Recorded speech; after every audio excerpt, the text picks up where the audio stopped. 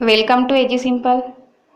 अजीज़ तलबा व तालिबात, इस वीडियो में हम आपके सबक नंबर 3 भोला, जिसके मुसन्निफ़ है राजेंद्र सिंह बेदी, की मश्की सरगर्मियाँ मुकम्मल करेंगे। चलिए शुरू करते हैं। सबक का बगौर मुताला कीजिए और दी सरगर्मियाँ मुकम्मल कीजिए। सवाल नंबर 1 है, बाबा को घर पर किसी की आमद का पता चल जाने की वजह लिखिए।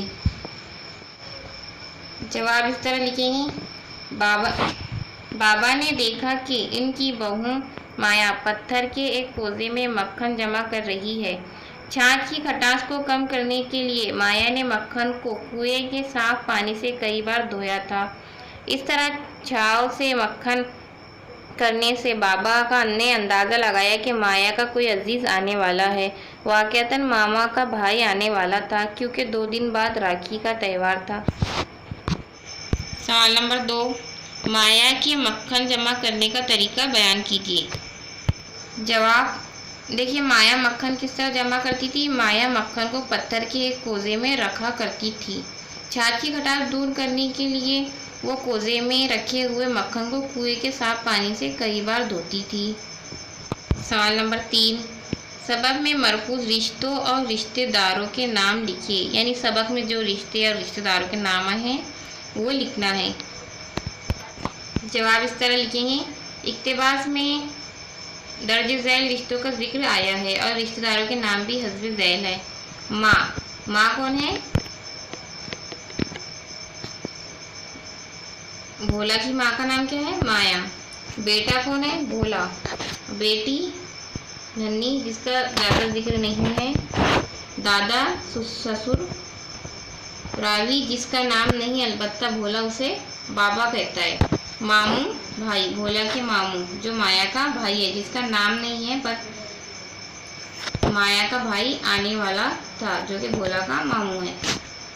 सवाल नंबर 4, माया के भाई के घर आने की वजह बयान कीजिए कि माया का भाई क्यों आने वाला था। जवाब इस तरह लिखिए। राखी का त्यौहार था। इस त्यौहार पर बहनें भाइयों के यहाँ जाकर उन्हें राखी बांधती है। क्योंकि माया बेवा है और घर में बच्चों के अलावा इसके बूढ़े ससुर है, इसलिए वो अपने भाई के यहाँ नहीं जा सकती थी। इस वजह से माया का भाई अपनी बहन और भांजे से मिलने के लिए खुद ही आया करता था और राखी बंधवा लिया करता था, इसलिए उसका भाई आने वाला था। सवाल नंबर 5, राखी बंधन या रक्षाबंधन पर भाई के जरिए बहन से किए जाने वाले वादे को कलमबंद कीजिए। यानी रक्षाबंधन पर या राखी बंधन पर भाई बहनों से क्या वादा करते हैं, इसे आपको कलमबंद करना है। जवाब इस तरह लिखिए। आपको तो पता ही होगा, राखी के त्यौहार पर बहन भाई को राखी बांधकर अपनी मोहब्बत का यकीन दिलाती है और भाई अपनी बहन को यकीन दिलाता है, यानी कौल देता है कि जब तक इसका भाई जिंदा है इसकी हिफाजत की जिम्मेदारी अपने कंधों पर लेता है, इसलिए उसका नाम रक्षाबंधन है। सवाल नंबर 6, समाज माया को अच्छे कपड़े पहनने और हंसने मुस्कुराने से रोकता था। सबब तहरीर कीजिए, वजह लिखिए। जवाब इस तरह लिख सकते हैं।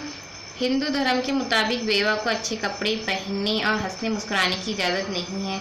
वो खुशी के तकरीबात में शरीक नहीं हो सकती क्योंकि माया बेवा थी, इसलिए समाज उसे अच्छे कपड़े। नेक्स्ट क्वेश्चन, भोला की समझ में ना आने वाली बात बयान कीजिए। जवाब इस तरह लिखिए। भोला की समझ में ये बात नहीं आ रही थी कि एक ही शख्स किस तरह एक ही वक्त में किसी एक का भाई और किसी का मामू हो सकता है। वो तो यही समझता था कि इसके मामू जान इसके बाबा जी दादा के भी मामू जी है। जैसे कि छोटे बच्चे बहुत ही मासूम होते हैं, अगर उनसे उनके वालिद का नाम पूछा जाए या पूछा जाए कि आपके अब्बू का नाम क्या है, तो वो कहते हैं कि हमारे अब्बू का नाम तो अब्बू ही है। नंबर 8, भोला कभी बाबा का भोला होता तो कभी माया का। इस जुमले की वजाहत कीजिए। जवाब इस तरह लिखिए। भोला जब बाबा जी से नाराज़ होता तो कहता कि मैं तुम्हारा भोला नहीं बाबा, मैं माता का भोला हूँ, माता जी का भोला हूँ। जब बाबा जी उसे कोई लालच देते या उसकी नाराज़गी के सबब दूर कर देते तो वो झट से बाबा जी का भोला बन जाता। मिसाल के तौर पर रात में बाबा जी ने भोला को कहानी नहीं सुनाई तो इसने रूठते हुए कहा, मैं तुम्हारा भोला नहीं बाबा। जब सुबह को बाबा जी ने उसे मिठाई का लालच दिया तो फौरन ही वो बाबा जी का भोला बन गया। सवाल नंबर 9, बाबा के भोला को रात में कहानी ना सुनाने का सबब लिखिए। जवाब इस तरह लिखेंगे, बाबा को दोपहर के वक्त घर से दूर खेत में हल पहुंचाने के लिए जाना पड़ा था। इस वजह से वो बहुत ज़्यादा थक गए थे, इसलिए रात में बिस्तर पर लेटते ही ऊँघने लगी। बाबा के लिए जागना मुश्किल हो रहा था, इसलिए उन्होंने मामूल के मुताबिक रात में कहानी नहीं सुनाई। दूसरे दिन दोपहर को कहानी सुनाने का वादा कर लिया। दूसरे दिन दोपहर को खाना खाने के बाद पलंग पर लेटकर बाबा कहानी सुनाने वाले थे। बाबा बस खाना ख़त्म कर रहे थे कि उसी वक्त पटवारी आन पहुंचा और इसने कहा कि खानका के वाले कुएं पर बाबा की जो ज़मीन है उसे नापने के लिए उसी दिन फुर्सत है। फिर नहीं बाबा ने देखा कि अगर इस दिन पटवारी चला गया तो वो काम 1 महीने के लिए टल जाएगा और वो इस काम को टालना नहीं चाहते थे, इसलिए वो ज़मीन पर जाने के लिए तैयार हो गए। भोला को टालने के लिए कह दिया कि दिन को कहानी सुनाने से मुसाफिर रास्ता भूल जाते हैं। सवाल नंबर 10, सबक के पैगाम को मुख्तसरन अपने लफ्ज़ों में बयान कीजिए। जवाब इस तरह लिखिए, इस अफसाने के ज़रिए अफसाना निगार ने यह पैगाम दिया है कि इंसान की ज़िंदगी में रिश्तों की बड़ी अहमियत और ज़रूरत है। रिश्तों के बगैर जीने और ज़िंदगी गुजारने का तसव्वुर करना भी मुश्किल है। इसलिए पुरसुकून और खुशगवार ज़िंदगी के लिए खुलूस, मोहब्बत और अपनायत पर मबनी रिश्तों का एहतराम और तहफ़्फ़ुज़ ज़रूरी है। मज़ीद ये कि जब मोहब्बत और अपनायत के ताने बाने से बने हुए ये रिश्ते मजबूत और मुस्तकिम होते हैं तो ज़िंदगी की मानवियत बढ़ जाती है और जीने का लुत्फ़ दुगना हो जाता है। अफसाना निगार ने इस अफसाने में रिश्तों की इसी अहमियत और तक़द्दुस को उजागर किया है। मौजूदा मशीनी दौर में इंसानी फ़िक्र व सोच पर मादियत का गलबा है। एहसास मुरवत नापैद है, तोता चश्मी आम है, रिश्तों का तक़द्दुस पामाल है। ऐसे में अफसाना निगार का ये पैगाम इंसानियत की बका के लिए किस कदर बेशुबहा हो सकता है, इसका फ़ैसला हमें खुद करना है। इसके अलावा आप अपने दिल से भी इसमें इजाफ़ा कर सकते हैं या ऐसे भी लिख सकते हैं। देखिए, ज़ैल का शबकी खाका मुकम्मल कीजिए। रिश्तेदार की आमद पर आपके तौक़ियात। अगर आप छोटे बच्चे हैं तो आपके क्या उनसे आप उम्मीदें लगाएंगे रिश्तेदारों से, तो इसका आंसर लिखना है। लिख सकते हैं मिठाइयाँ लाना, कहानियाँ सुनाना, तोहफे देना या बच्चों के लिए खिलौने वगैरह खरीदना। मामू की आमद पर भोला जो तौक़ियात लगाए हुए था उन्हें लिखिए। मामू की आमद पर भोला के तौक़ियात क्या थे? आंगन बूट, मिठाई, मकई के भुट्टे वगैरह। इसे आप पैराग्राफ की शक्ल में भी लिख सकते हैं। भोला वाकई भोला था, इस जुमले की वजाहत कीजिए। जवाब इस तरह लिखिए, भोला वाकई भोला था, उसे अपने बाबा की बातों पर पूरा यकीन था। इसने जब दिन के वक्त कहानी सुनने की ज़िद की तो बाबा अपनी मसरूफियत की वजह से उसे टाल गए थे। इत्तेफाकन उन्हें थोड़ा वक्त मिल गया तो वो कहानी सुनाने पर आमादा हो गए, लेकिन कहानी सुनाने से पहले बाबा ने कह दिया कि दिन में कहानी सुनाने से मुसाफिर रास्ता भूल जाते हैं। इस दिन भोला के मामू आने वाले थे। आमतौर पर वो शाम होने से पहले आ जाया करते थे, लेकिन इस दिन रात होने पर भी मामू नहीं आए तो इसने समझा कि दिन में कहानी सुनने की वजह से इसके मामू रास्ता भूल गए होंगे। बाबा ने ये भी कहा था कि अगर कोई मुसाफिर रास्ता भूल गया तो भोला की जिम्मेदारी होगी, इसलिए वो मामू को रास्ता दिखाने के लिए आधी रात के वक्त बत्ती लेकर घर से निकल पड़ा। इस वाक़ये से पता चलता है कि भोला वाकई सीधा साधा और बहुत ही भोला था। वो बाबा के टालने के बहाने को समझ नहीं सका। बच्चे वाकई बड़ों पर बहुत भरोसा करते हैं। अपने स्कूल से अपने इलाके के पुलिस स्टेशन का फासला लिखिए। ये आपको खुद लिखना है। अगला देखिए, सबक से कम अज़ कम 8 मुहावरे तलाश करके लिखिए और उन्हें अपने जुमलों में इस्तेमाल कीजिए।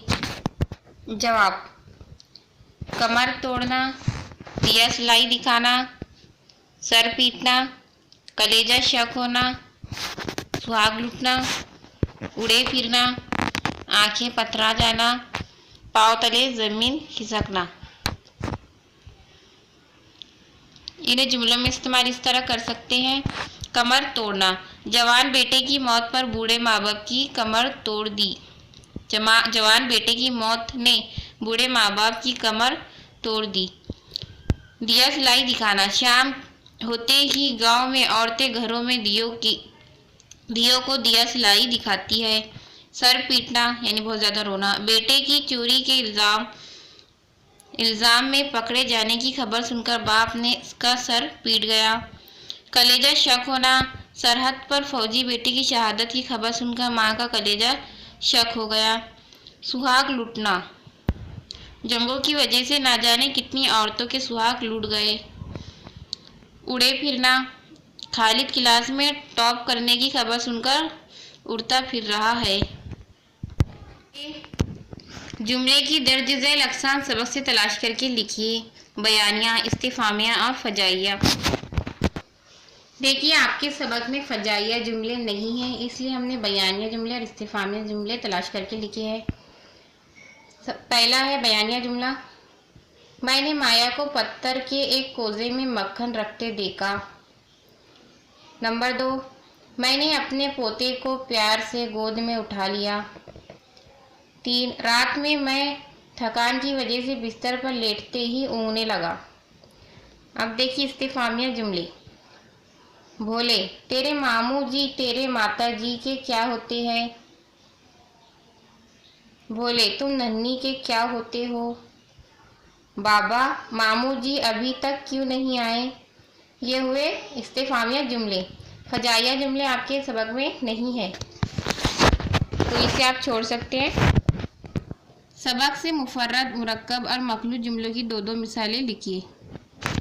मुफ़र्रद जुमले, वो दीवानों की तरह चीखें मार रही थी। मिसाल नंबर 2, एक लम्हे के लिए मैं भोले को भूल ही गया।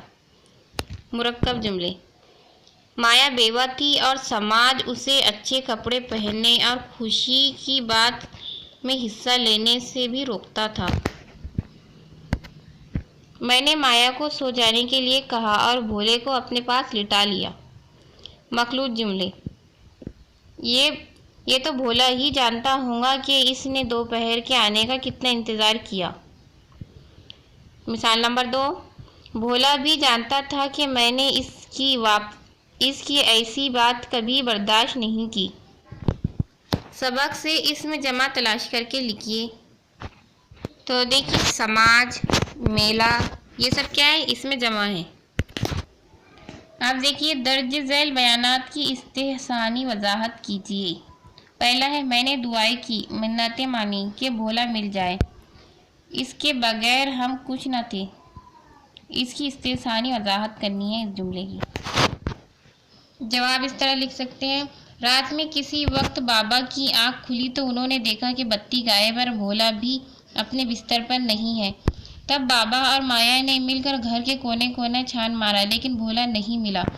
माया दीवानों की तरह चीखें मारने लगी। बाबा ने भी दिल ही दिल में हजारों दुआएं मांगी। भोला के मिलने के लिए उन्होंने मिन्नतें भी मानी। भोला के अब्बा गुजर गए थे, अब भोला ही इस घर का उजाला था। इसके सहारा बाबा और माया दोनों जिंदा थे। भोला को देखकर वो लोग जीते थे, इसकी उम्मीद पर वो इतराते थे। बाबा और माया की आंखों की रोशनी था और भोला की वजह से बाबा अपने जिस्म में ताकत महसूस करते थे। भोला के बगैर वो जिंदगी का तस्वुर भी नहीं कर सकते थे। उन्हें भोला से उम्मीद थी कि वो उनके बुढ़ापे का सहारा बनेगा। यहाँ जाती राय भी लिख सकते हैं आप। माया बेवा थी, शोहर का सहारा ख़त्म हो गया था। बाबा जी की वजह से घर चल रहा था, लेकिन वो भी कब तक रहेंगे। ऐसी सूरत में भोला ही माया का मुस्तकबिल का सहारा था। बाबा अपने बेटे को खो चुके थे, भोला इनके बेटे की निशानी था। बाबा इसमें अपने बेटे को देखते थे, उसे देखकर उन्हें एक तरह से इत्मीनान और खुशी होती थी। वो उनकी आंखों की रोशनी और जिस्म की ताकत था। इस वजह से भोला के गायब होने से उनकी आंखों के सामने अंधेरा छा गया। लास्ट क्वेश्चन, बाबा जी ने आज दोपहर के वक्त मुझे कहानी सुनाई थी और कहा था कि दिन के वक्त कहानी सुनाने से मुसाफिर रास्ता भटक जाया करते हैं। अगर ऐसा हुआ तो तुम जिम्मेदार होंगी। इसका जवाब या इस्तेसानी वजाहत इस तरह कर सकते हैं। मामू रात के वक्त परसपुर से आने वाली सड़क पर भोला को बत्ती पकड़े हुए और कांटों में उजले हुए देखकर हैरान रह गए। उन्होंने भोला से इस वक्त वहां आने का सबब पूछा तो जवाब में भोले ने ये बयान दिया। दरअसल मामू देर तक ना आए तो भोला यही समझ रहा था कि इसकी जिद करने की वजह से बाबा जी ने दिन में कहानी सुनाई थी। इसी वजह से मामू रास्ता भटक गए होंगे, क्योंकि बाबा ने इसे बताया था कि अगर मुसाफिर रास्ता भटक गए तो इसके जिम्मेदार तुम होंगे। मामू के पूछे जाने पर भोले ने ये जवाब दिया। दरअसल मामू देर तक ना आए थे तो भोला यही समझा कि इसने जिद करके बाबा से दिन में कहानी सुनी थी, तो इसी वजह से मामू रास्ता भटक गए होंगे, क्योंकि बाबा ने इसे बताया था कि दिन में कहानी सुनाने से मुसाफिर रास्ता भटक जाते हैं।